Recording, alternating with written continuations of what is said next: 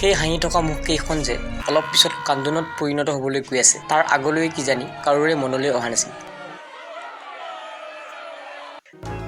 নিজৰ ওপৰত বিশ্বাস থাকিলে কঠিনতকৈ কঠিন কামো শেষত সহজ হৈ পৰে। এই ভিডিঅ'টো উপভোগ কৰাৰ পাছত এই কথাষাৰ আপোনাৰো বিশ্বাস হৈ যাব। এইখনেই সেইখন জাহাজ আৰু এই সকলেই সেই পেছেঞ্জাৰ যাৰ সৈতে 1972 চনৰ 13 অক্টোবৰৰ দিনা সংঘটিত হৈছিল সেই পাহৰিব নোৱাৰা এৰোপ্লেন ঘটনাটো। ঘটনাটো সংঘটিত হৈছিল 1972 চনৰ 13 অক্টোবৰৰ দিনা দক্ষিণ আমেৰিকাৰ এণ্ডিজ নামৰ পৰ্বতখনত।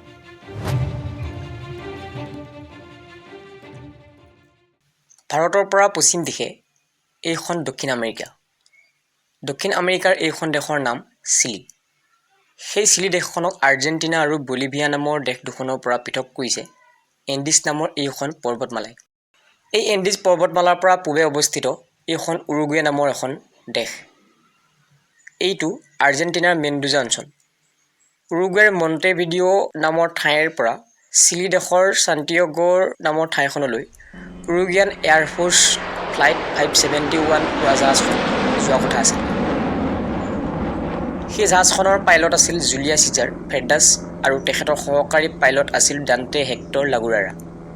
উৰুগুৱেৰ মণ্টেভিডিঅ'ৰ পৰা অল্ড ক্ৰিষ্টিয়ানছ ক্লাব নামৰ ৰাগবী খেলৰ দলটো চিলিৰ সান্তিয়াগোত অল্ড বয়জ ক্লাবৰ বিপক্ষে এখন ৰাগবী খেল খেলা কথা আছিল।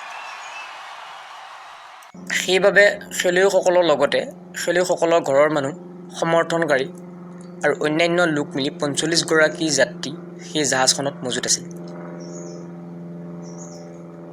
পাইলট জুলিয়া চিজাৰ ফেৰ্ডাছৰ সেই এণ্ডিজ পৰ্বতেৰে উৰুগুৱেৰ পৰা চিললৈ 29 বাৰ জাহাজ চলোৱাৰ অভিজ্ঞতা আছিল।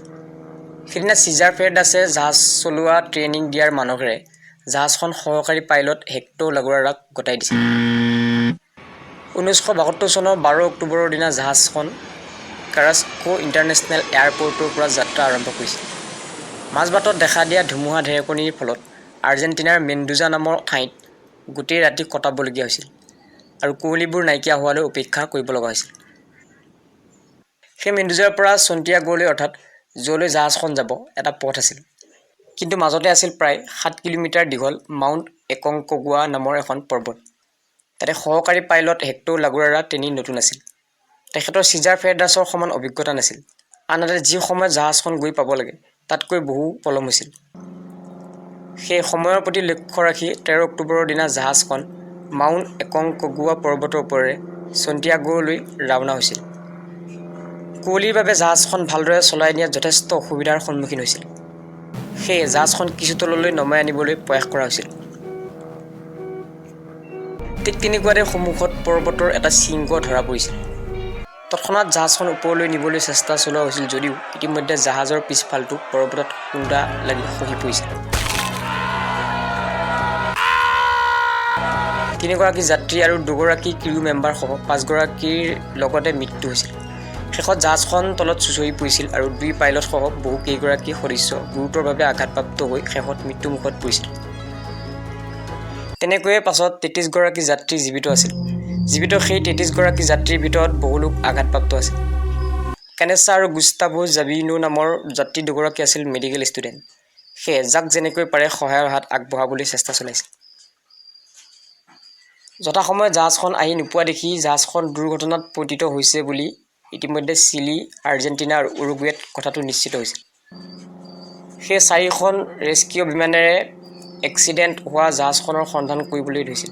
2খন জাহাজ সেই ঘটনাস্থলীৰ ওচৰৰে পাৰ হৈ গৈছিল যদিও জাহাজ চলোৱা পাইলটসকলৰ চকু নপৰিছিল।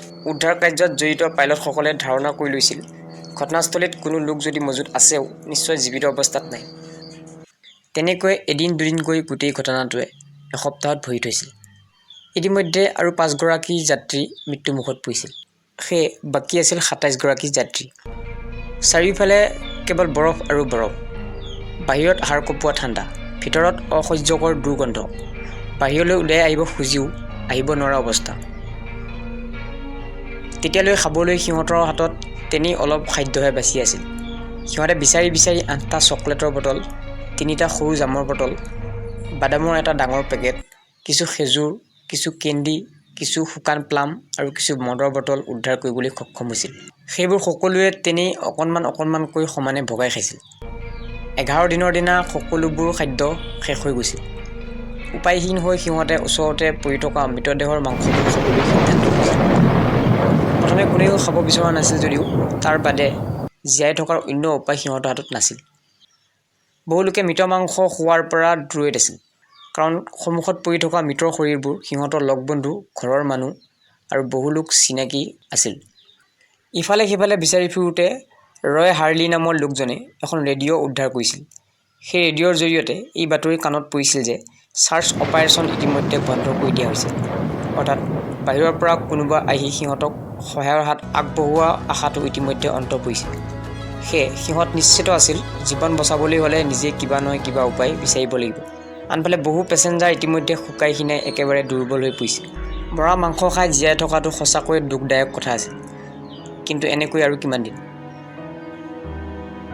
মৰা মাংস খাই জীয়াই থকাৰ পৰিস্থিতিৰ পৰা উদ্ধাৰ হ'বলৈ সিহঁতৰ ভিতৰত যি দুই এজন লোকৰ দেহত ইফালে সিফালে যাব পৰা শক্তি আছিল, সিহঁতে গছ-গছনি বা সেউজীয়া ঠাইৰ সন্ধানত ওচৰে পাজৰে যাবলৈ চেষ্টা চলালে।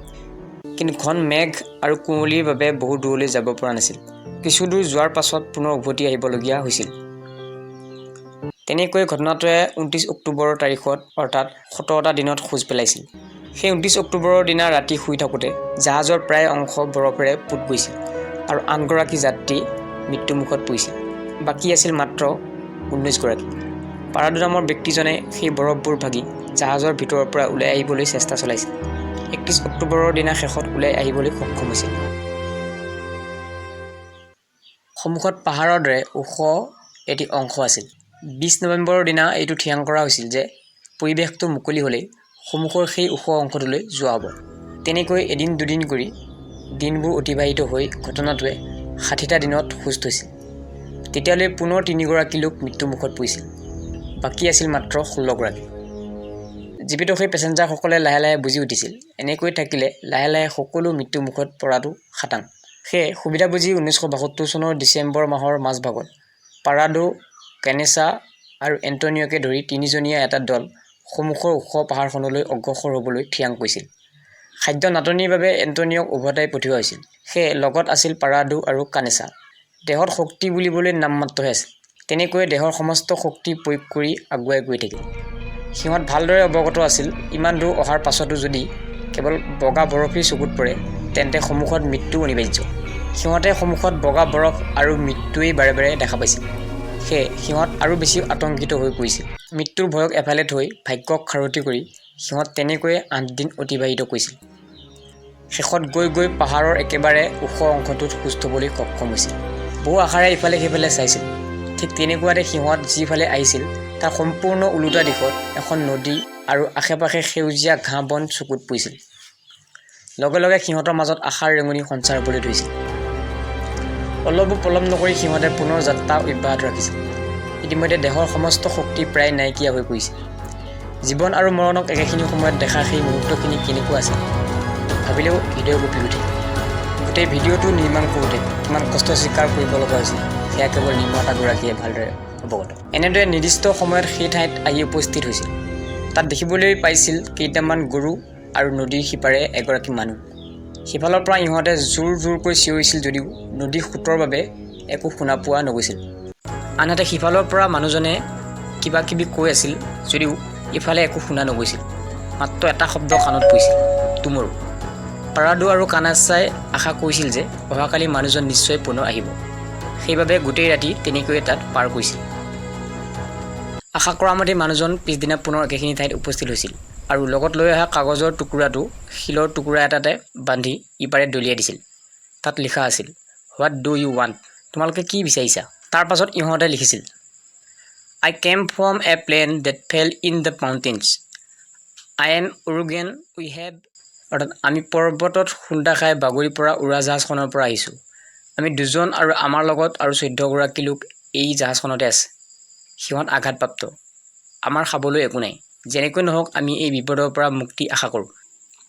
কাগজত লিখা কথাখিনি পঢ়াৰ পাছত মানুহজনে অলপো পলম নকৰি ঘোঁৰাত উঠি 10 ঘণ্টা একেৰাহে গৈ গৈ চিধা স্থানীয় মুৰব্বীক কথাটো অৱগত কৰায়। তাৰ পাছত আৰ্মি, পুলিচ আৰু সাংবাদিকসকল আহি পাৰাদু আৰু কানাছাক উদ্ধাৰ কৰে। সদুশেষত অধিক আগ্ৰহে অপেক্ষা কৰি থকা সেই দিনটো আহি পৰিছিল।